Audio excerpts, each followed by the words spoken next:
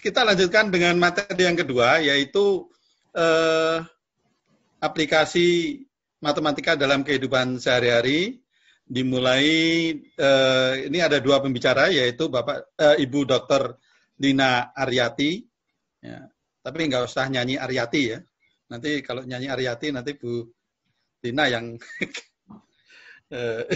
Kemudian dua-duanya Ibu. Yang kedua Ibu Profesor Dr.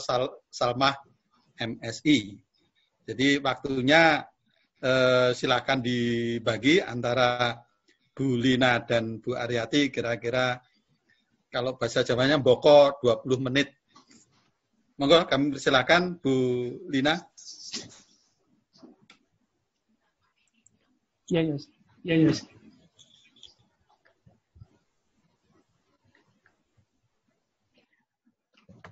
Stop videonya, Diki. Stop. Stop.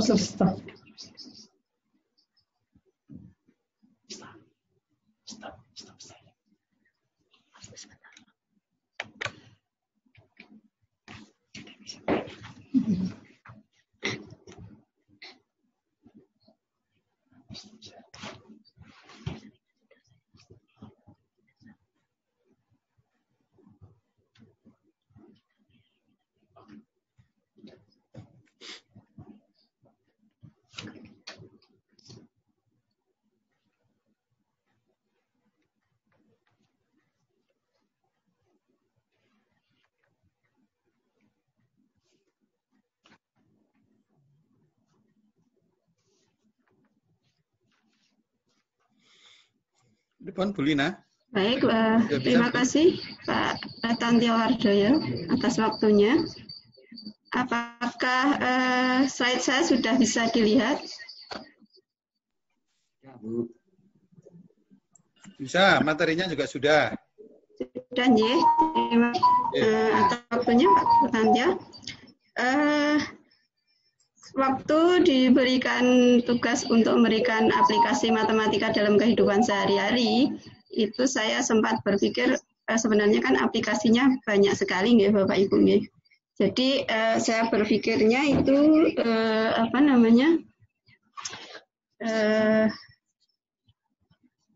kemudian audiensnya banyak sekali dan dari berbagai bidang gitu, nggih. Dari berbagai bidang, sehingga mohon maaf ini saya harus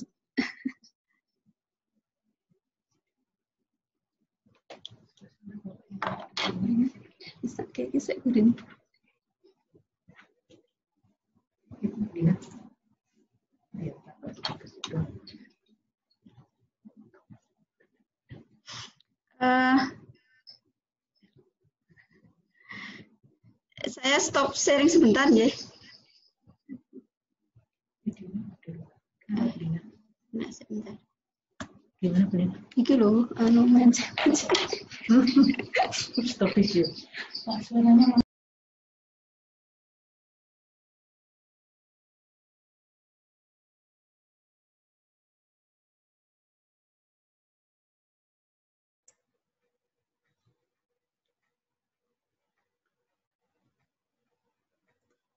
Mudah-mudahan bukan menyalahkan teknik. Biasanya kalau ada kesalahan lalu munculnya kesalahan teknik. Nah, suaranya belum keluar, Bu Lina. Mikrofonnya masih off. Mikrofonnya belum dinyalakan.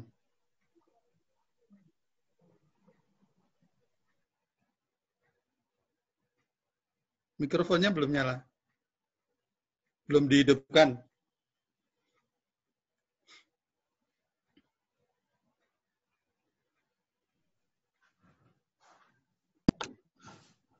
halo? Ya, oke, sudah. Oke, sudah dengaran, Bu. Mohon maaf ini masih nunak-nunuk dari saya. Baik, kita lanjutkan. Jadi sekali lagi, Assalamualaikum warahmatullahi wabarakatuh. Sampai diketawakan Pak Yoyo itu. Terima kasih atas waktunya. sekali lagi saya ulang, waktu diberikan tugas memberikan aplikasi matematika dalam kehidupan sehari-hari, itu saya berpikir aplikasi matematika kan banyak sekali nih. Kemudian ini ditambah dengan audiensnya itu juga bervariasi, jadi ini saya pilih dari aplikasi beberapa saja yang mungkin hanya sekelumit dari contoh aplikasi matematika dalam kehidupan sehari-hari.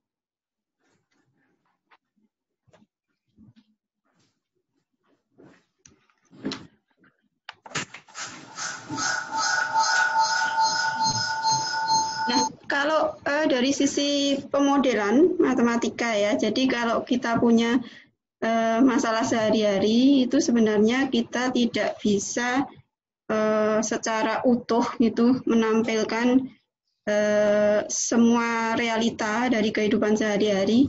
Biasanya yang akan kita lakukan adalah kita melakukan pendekatan saja, pendekatan dari modelnya, kemudian nanti kita lakukan asumsi-asumsi, kemudian kita modelkan, baru sesudah itu kita analisis dan hasilnya kita tanyakan, kita validasi ke masalah nyata tersebut apakah bisa menjawab atau tidak dari masalah sehari-hari itu. Nah, tetapi kadang-kadang tidak ada jaminan bahwa ada suatu model itu bisa memberikan jawaban yang tepat.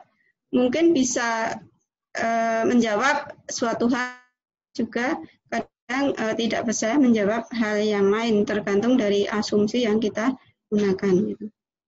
Nah, contoh yang paling sederhana itu adalah ini sudah tahun 1700-an ya, itu salah satu aplikasi dari matematika yang dalam hal ini berbentuk dengan turunan ya, berbentuk turunan. Kalau yang belum kenal persamaan diferensial berarti turunan. Ini merepresentasikan salah satunya adalah pertumbuhan atau pengurangan populasi. Nah, dari sini kalau kita asumsikan laju pertumbuhan populasi itu sebanding dengan banyaknya populasi, maka kita perlukan di sini nanti bagi adik-adik mungkin yang dikenal itu fungsi, kemudian turunan, kemudian integral. Nah, apa yang dilakukan di sini adalah mengintegralkan dari persamaan ini, kemudian kita mendapatkan penyelesaiannya. Nah, dari sini kita bisa memprediksi populasinya menjadi tidak terbatas kalau R-nya positif, kemudian punah kalau R-nya negatif, dan tidak akan berubah atau tetap saja kalau R-nya 0. Nah, kalau dilihat, model ini akan cocok hanya untuk jangka waktu yang singkat.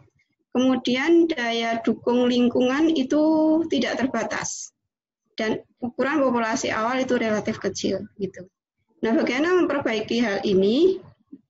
Kalau diasumsikan kemudian kita memperhatikan daya dukung lingkungan, misalnya seperti ini, berarti kita mengasumsikan punya laju pertumbuhannya itu secara logistik. Nah, kalau secara logistik itu agak sedikit realistis bahwa kita semua tahu itu. Nah, ini kita punya seperti tadi kita integralkan gitu ya. Jadi yang belum kenal persamaan diferensial ya intinya turunan dan integral gitu. Kemudian prediksinya apa? Prediksinya kalau syarat awal itu nanti kurang dari kapasitas daya dukung lingkungan, maka populasinya akan bertambah dan akhirnya akan mendekati kapasitas batas K. Nah, jika populasi awalnya melebihi, maka nanti akan berkurang dan akan mendekati K. Kalau populasi awalnya sesuai dengan daya dukung lingkungan, yaitu sesuai dengan daya dukung lingkungan, ya tetap saja seperti itu. Nah, kemudian ini model dua populasi ya, Ibu, ini sudah tahun 1900-an, itu dinamakan Lotka Volterra. Ini mangsa-pemangsa gitu.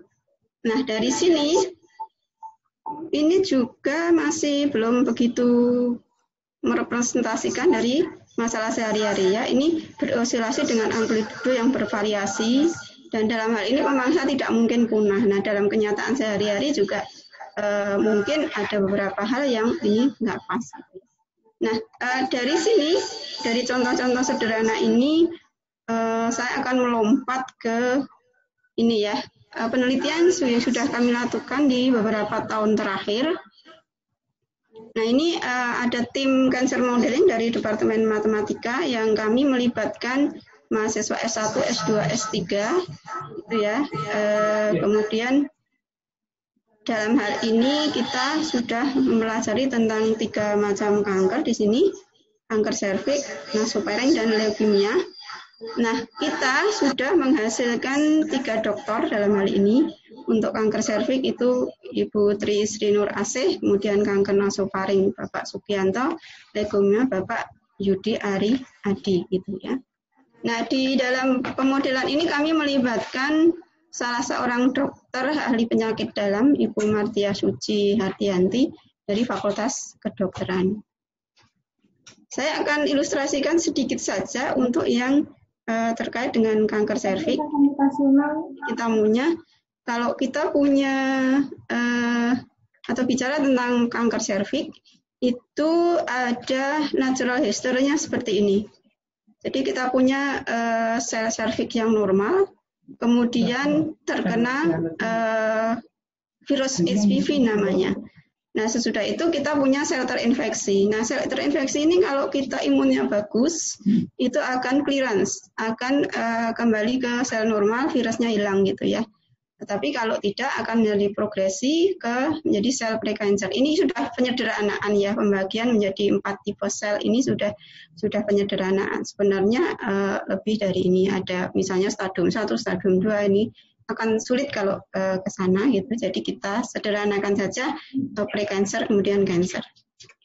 Nah, kalau kita bicara precancer itu bisa juga akan mengalami regresi. Jadi artinya akan menjadi sel terinfeksi kembali. Kemudian kalau imunnya bagus juga akan kembali ke sel normal. Tetapi kalau tidak ya akhirnya menjadi kanker. Ini pemodelannya dan persamaan diferensialnya ada 5 persamaan diferensial. Yang S itu menyatakan kelompok sel yang rawan atau rentan, kemudian I terinfeksi, V-nya virus, kemudian P-nya precancer, C-nya itu cancer gitu ya. Ini salah satu hasil ilustrasi numeriknya, tetapi yang perlu diketahui di sini adalah kita perlu, saya sebut saja itu fungsi, turunan, integral, matriks, suku banyak, kemudian grafik, komputasi atau software, dan sebagainya. Nah, dari sini, melalui simulasi numerik ini, kita dapat memperlihatkan bahwa menekan jumlah sel prekancer dan memperlama fase prekancer itu mampu memperbesar peluang pasien untuk survive. Nah, jadi bukan sudah jadi kanker baru ditekan ya, tapi pada saat awal-awal. Jadi ini cocok dengan kondisi medis ya. Jadi kalau masih stadiumnya awal-awal itu kalau diberikan treatment itu akan lebih baik. Nah, kemudian dari sini juga kita bisa lakukan bahwa kombinasi treatment yang bekerja pada titik pembelahan dan kematian sel prekancer serta meningkatkan sel imun tubuh itu merupakan treatment yang direkomendasikan. Nah, dari persamaan diferensial saya akan pindah sedikit ke suatu fraktal ya. Kita melihat suatu pola seperti tadi yang Pak Banar katakan, kita punya pola, kita punya pola yang kemudian diidentifikasi, kemudian nggak tahu ini nanti masuk computational thinking apa bukan. Kalau kita memperhatikan daun pakis misalnya, kalau kita memperhatikan daun pakis, itu kalau daun pakis yang besar, kemudian kita lihat salah satu dahannya, itu nanti bentuknya akan sama dengan atau mirip dengan daun pakis yang besar. Begitu juga misalnya awan, kalau kita perhatikan awan yang cukup besar, kemudian kita lihat bagiannya, itu akan mirip atau sama. Paling tidak mirip ya dengan bagian-bagian yang besar. Jadi yang bagian yang besar akan mirip dengan bagian-bagian yang kecil dari dirinya sendiri. Demikian juga misalnya petir, kemudian ini ada contoh itu bulu pohon bulu burung merak gitu ya. Nah, di sini yang diperlukan adalah fungsi iterasi, algoritma pemrograman. Kalau secara matematis justru lebih tinggi lagi di sini analisis dan ukuran itu akan diperlukan di sini ya. Nah, dari sini yang bisa kita perlihatkan adalah adanya self similarity. Jadi pola tadi seperti yang dikatakan Pak Banar tadi. Jadi self similarity itu adalah objek yang memiliki bentuk yang sama atau serupa atau mirip dengan bagian dari dirinya sendiri. Jadi seperti tadi ya, kalau kita punya daun pakis itu kita lihat satu bagian dari daun tersebut, dahannya gitu akan mirip dengan bagian yang lebih besar akan mirip dengan bagian yang lebih kecil. Kita lihat sebentar tentang ini ya, tentang mungkin YouTube ini nanti Bapak Ibu atau adik-adik bisa melihat sendiri, cuman kita lihat saja sebagian kecil dari sana, dan nanti ini akan mengarah ke suatu fungsi iterasi ya. Jadi kalau tadi ada dibikin pola, kemudian dilihat, nah kemudian digunakan computational thinking. Saya nggak tahu ini bagian dari computational thinking atau bukan, tetapi coba kita lihat sebentar. YouTube, tapi tidak terlalu lama ya. Yang perlu kita perhatikan adalah self similarity-nya, kesamaan dengan bagian dari dirinya sendiri, ya.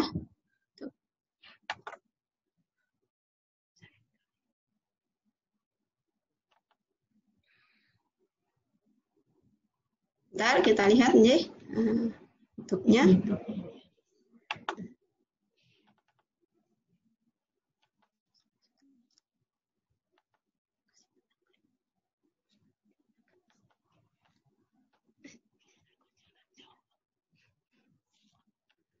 Kita lihat sebentar ya, coba lihat.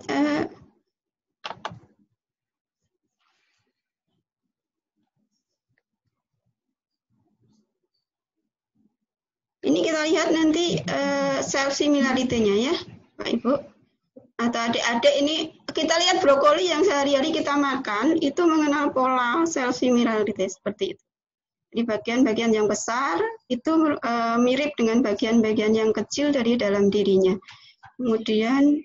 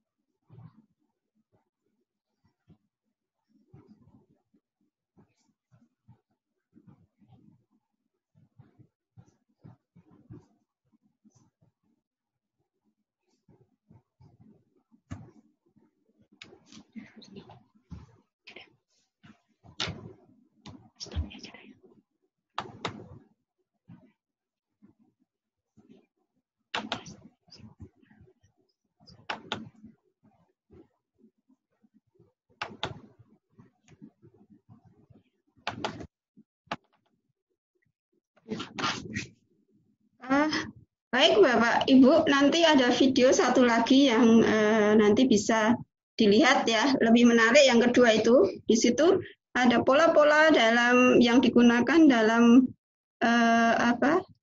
dalam biometri fraktal self similarity ini, katanya sih dari YouTube yang kedua ini itu bisa untuk membantu mendesain film Star Trek 2 yang kemarin itu, kemudian juga untuk membuat aturan-aturan atau game permainan begitu ya. Jadi monggo nanti bisa dipersani sendiri. Yang bisa kita lihat dari sini adalah di meja makan kita saja, di sup yang kita makan ada brokoli yang ada pola di situ yang dinamakan secara matematik itu self similarity. Kemudian di dalam kehidupan sehari-hari kita punya pakis ya, daun pakis itu juga mengenal ciri khas faktal yaitu self similarity. Kemudian ada juga nanti itu awan gitu, kemudian pohon-pohon, ranting-ranting pohon, terus tadi itu ada ini ya, ada serpian-serpian dari serpian dari snow ya, snow atau salju gitu juga seperti itu.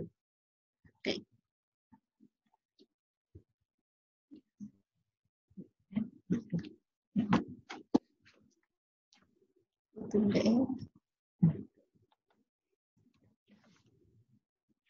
Nah, saya akan tentang apa yang kita contoh ini itu dengan perkataan dari co-founder dari Google ya, bahwa Google itu sebenarnya mereka memerlukan good supply of people with mathematical skill. Jadi mereka memerlukan matematika atau matematikawan. Jadi kalau dilihat di sana, saya tidak tahu detailnya, tetapi di sana memuat matriks yang dinamakan matriks hyperlink, itu matriks sparse matriks ya, matriks yang elemen-elemennya 0, yang menghubungkan antar web, melingkan antar web gitu ya, seperti itu. Di situ ada probabilitas dan sebagainya. Jadi, tapi secara detailnya tidak begitu tahu, cuman saya quote aja ini dari Larry Page itu, co-founder Google-nya itu mengatakan bahwa ternyata Mbah Google yang kita sebut kalau ada apa-apa tanyanya sama Mbah Google itu membutuhkan matematika atau matematikawan. Nah, ini referensi yang saya berikan gitu, atau yang sudah saya ambil, diantaranya adalah dari penelitian kami yang tadi yang terkait dengan kanker serviks. Yang lain nanti Bapak Ibu bisa atau adik-adik ini ya bisa melihat sendiri. Saya kira dari saya itu dulu. Mohon maaf tadi ada kesalahan teknis karena ada problem dengan laptop saya. Sudah sejak kemarin itu belum ini. Jadi ini laptopnya laptop pinjaman jadi masih nunani gitu. Terima kasih atas perhatiannya. Mohon maaf apabila ada yang kurang berkenan. Assalamualaikum.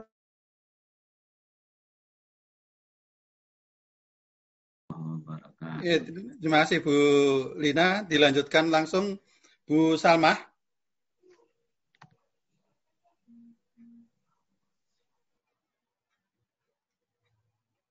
Bu Salma mana ya?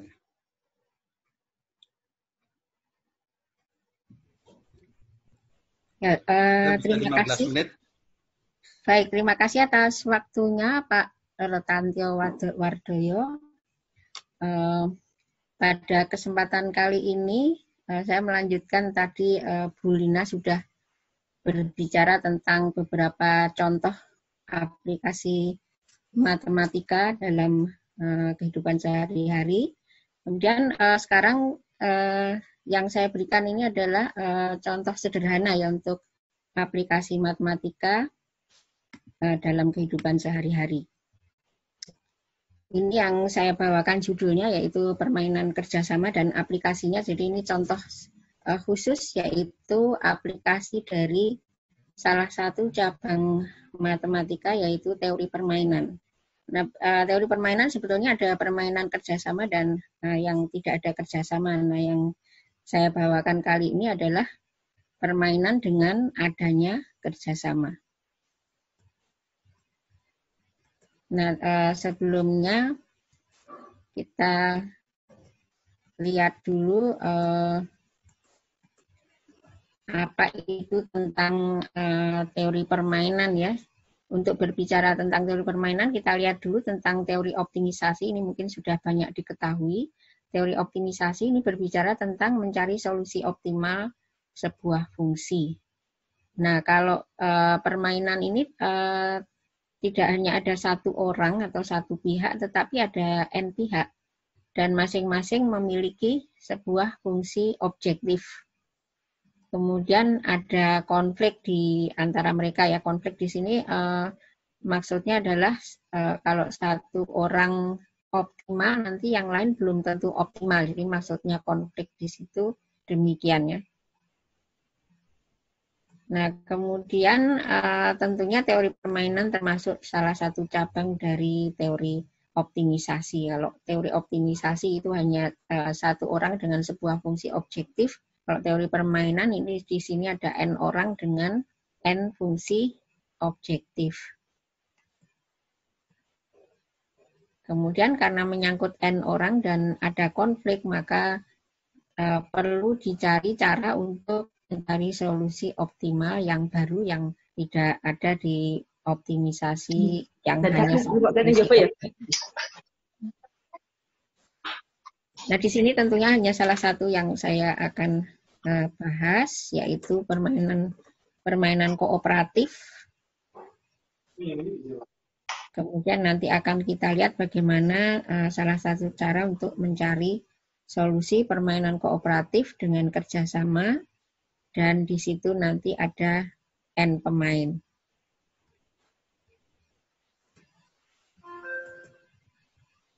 Nah, ini saya ambil dari tugas di mata kuliah yang saya ampu di Departemen Matematika, yaitu kuliah pengantar teori permainan. Jadi saya mencoba untuk anak-anak ini, setelah saya berikan teori, kemudian mereka saya minta untuk memikirkan contoh aplikasinya dan bagaimana solusinya, kemudian menampilkannya dalam bentuk video.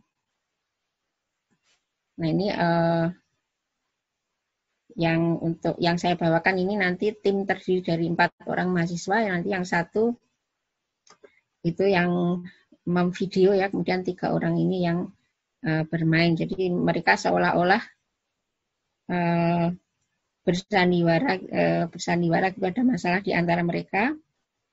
Mereka ingin membeli baju di salah satu mall di Yogyakarta, tapi kayaknya mereka beli baju beneran ini untuk tugas saya itu ya. Jadi mereka membeli baju di salah satu mall, kemudian yang menjadi masalah, mereka ingin membeli dengan cara yang paling murah gitu ya. Kemudian di mall itu ada promo-promo, salah satu promonya itu kalau beli 2 baju, gratis 1 baju. Kemudian kalau beli dengan nominal tertentu, itu ada diskon. Nah, masalah yang timbul adalah kalau mereka ingin bekerja sama memanfaatkan promo tersebut, bagaimana caranya membagi biayanya? Bagaimana cara membagi biaya untuk membeli baju? Apakah langsung dibagi 3? Ternyata itu bukan solusi yang terbaik. Nah, ini kita lihat dulu videonya.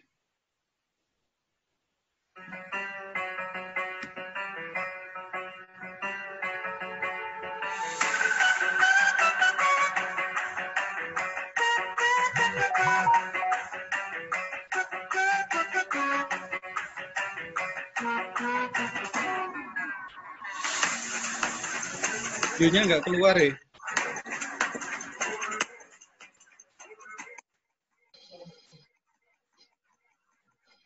Yang saya videonya di-share, Bu. Oh iya. Videonya nggak keluar. Videonya nggak muncul.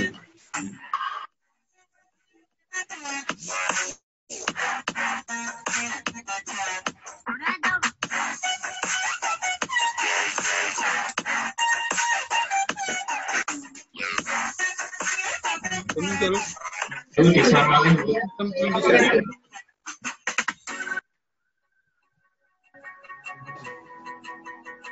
Apa? Window YouTube-nya di-share. Iya, sebentar.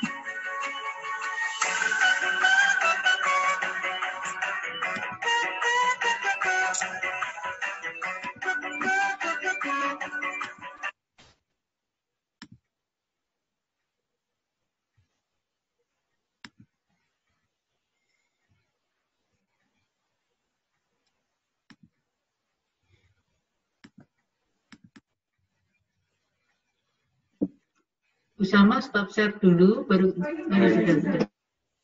Apakah ini sudah bisa dilihat? Sudah bisa dilihat videonya? Bisa. Sudah. Ya, Bu.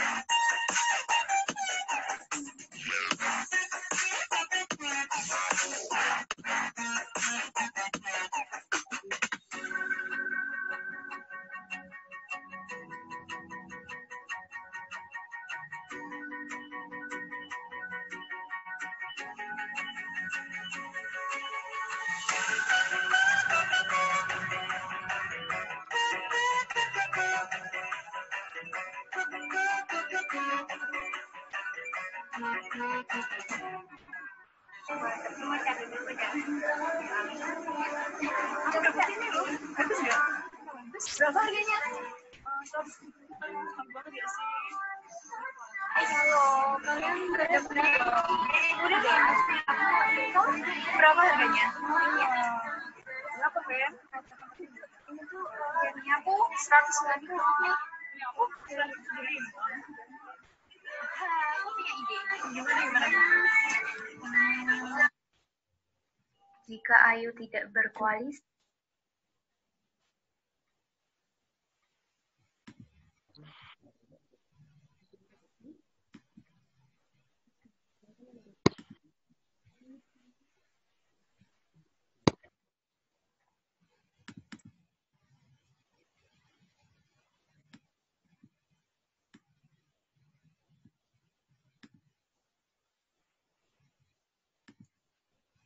Ya, jadi itu tadi permasalahannya ya, mereka pergi ke mall, 3 mahasiswa itu kemudian ingin membeli baju dan ingin memanfaatkan promo.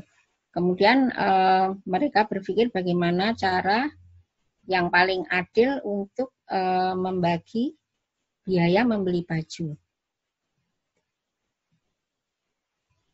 Nah, ini promonya jika membeli 250.000 mendapat potongan 50.000, kemudian jika membeli 2 baju mendapatkan promo beli 2 gratis 1. Nah, mereka tentunya akan memanfaatkan beli 2 gratis 1, tapi setelah itu bagaimana cara membagi biayanya ya. Misalnya biaya harga baju mereka bertiga itu berbeda, yang bajunya Ayu 190.000, bajunya Vera 180.000, baju Mega itu 175.000. Nah, jika mereka memanfaatkan promo beli 2 gratis 1, maka mereka cukup membayar 370.000. Kemudian kalau misalnya dibagi sama, masing-masing membayar Rp123, 123.333, maka nanti yang bajunya paling murah akan paling untung. Jadi itu tidak, tentunya bukan solusi yang adil dan terbaik untuk masalah kerjasama membeli baju tersebut. Kemudian alternatifnya bisa dipikir kalau misalnya hanya 2 orang aja mendapat potongan 50.000 itu juga tidak terbaik. Maka yang paling baik tetap saja mereka mengambil promo beli 2 gratis 1 dan bagaimana cara membagi biaya yang adil. Nah, ini caranya yaitu kita bisa membentuk sebuah fungsi yang mengawankan masing-masing pemain itu dengan harga baju, kemudian koalisi-koalisi yang mungkin kalau 2 orang bekerja sama dengan harga yang diperoleh, dan dengan kalau membeli baju bertiga dengan promo beli 2 gratis 1. Kita buat fungsinya seperti ini. Ini disebut fungsi karakteristik di dalam teori permainan kooperatif. Jadi VAU itu karena kalau membeli sendiri harganya 190.000, jadi ini dalam ribuan ya. VAU 190, VVRA itu 180, kemudian untuk Mega harga bajunya 175.000, jadi kita kawankan dengan 175. Kemudian kalau 2 orang berkoalisi itu kita pakai promo mendapat diskon 50.000 karena harganya jadi lebih besar dari 250.000. Kemudian kalau mereka bertiga berkoalisi berarti beli 2 gratis 1. Nah, ini fungsi karakteristiknya. Kemudian Loeb Shapley itu memberikan solusi bagaimana kita bisa mencari solusi dari permainan tadi. Ini sangat berjasa sehingga dalam permainan kooperatif ya, sehingga Shapley ini mendapatkan Nobel bidang ekonomi pada tahun 2012. Jadi kalau matematikawan itu bisa juga yang mendapat Nobel, tapi Nobelnya bidang ekonomi ternyata. Bahkan kalau Bapak Ibu melihat berita yang tahun ini itu juga Nobelnya Nobel bidang ekonomi itu juga teori permainan ini juga ya. Tapi yang kita bahas yang 2012 ini.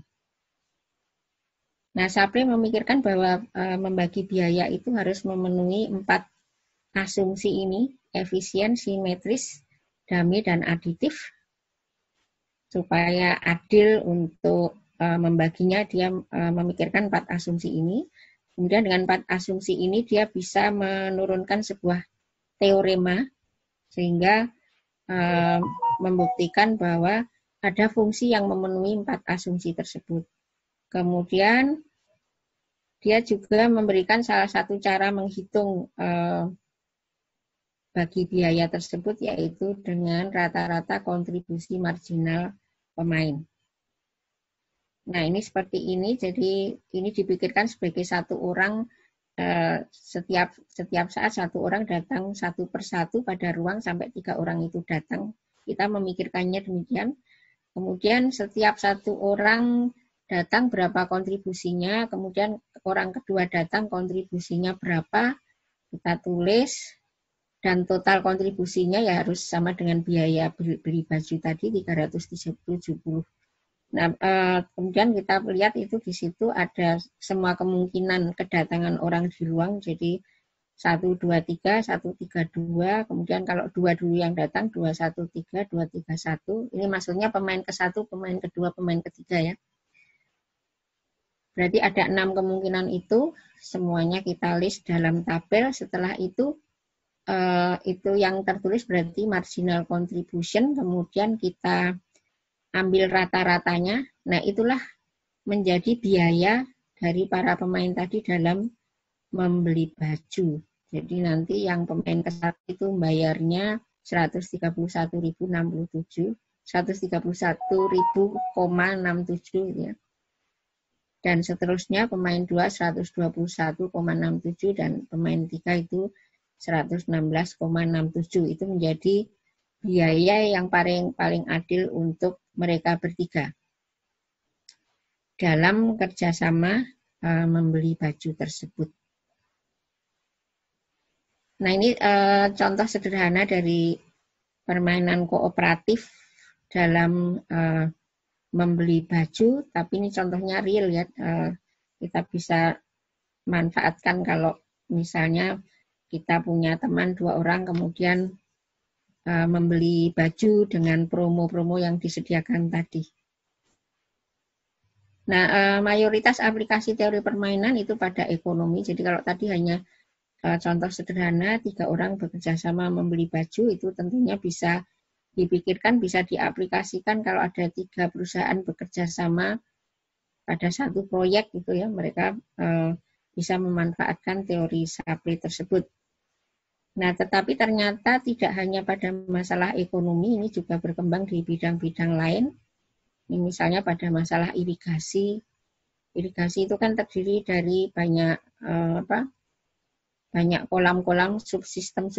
Nah, masing-masing itu dipandang sebagai orang-orang itu atau pihak-pihak yang bekerja sama. Kemudian koordinasi kerjasamanya itu kita bisa salah satu pendekatannya menggunakan teori permainan. Kemudian misalnya ada 3 helikopter terbang bersama, ini koordinasi terbangnya itu bisa kita gunakan pendekatan dengan teori permainan. Lalu dengan yang lain itu aplikasi lalu lintas ya. Ini juga setiap perempatan lalu lintas itu koordinasi perempatan lalu lintas, misalnya di kota Yogyakarta gitu kita bisa gunakan pendekatan teori permainan. Nah, ini untuk kesimpulannya, teori permainan kooperatif itu memberikan konsep solusi untuk masalah N orang bekerja sama, kemudian nilai Shapley memberikan salah satu cara tapi yang pertama kali, jadi makanya beliau sangat penting penemuannya sampai mendapatkan Nobel, karena setelah itu berkembang cara-cara yang lain yang memperbaiki kekurangan yang ada di Shapley. Kemudian permainan kooperatif ini banyak diaplikasikan pada masalah koordinasi yang lain. Lalu ini adalah beberapa referensi yang saya gunakan dan terima kasih atas perhatiannya. Waktu saya kembalikan pada Pak Retantio Wardoyo. Oke, terima kasih Bu Salma.